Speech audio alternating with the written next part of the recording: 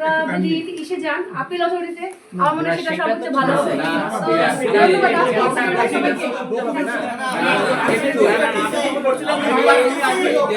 আমরা দ্বৈত নাগরিকের জিনিসটা বুঝতেছি না। এরপর উনি 5টা পর্যন্ত সময় দিল, তাহলে আপনারা আসেন আমাদেরকে ভালো করে বুঝান।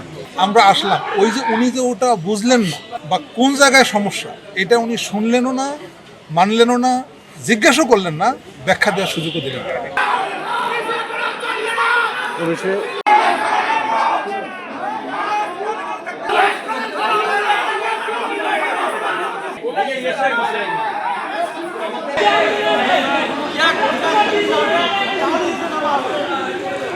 আমরা দ্বৈত নাগরিকের জিনিসটা বুঝতেছি না।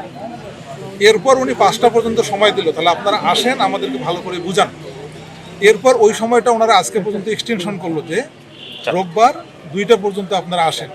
আমরা আসলাম, ওই যে উনি যে ওটা বুঝলেন না বা কোন জায়গায় সমস্যা এটা উনি শুনলেনও না, মানলেনও না, জিজ্ঞাসা করলেন না, ব্যাখ্যা দেওয়ার সুযোগও দিলেন না।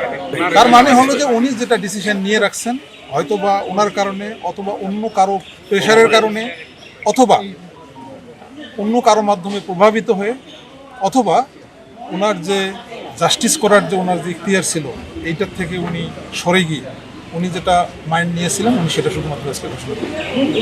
আমরা এটা সত্যিকার অর্থে খুব নিন্দা জানাই এবং আমরা এক্সপেক্ট করি ওনার জায়গা থেকে উনি সুস্থ, সঠিক এবং সবার প্রতি উনি সমান ব্যবহার করবেন, এটা আমরা প্রত্যাশা করি।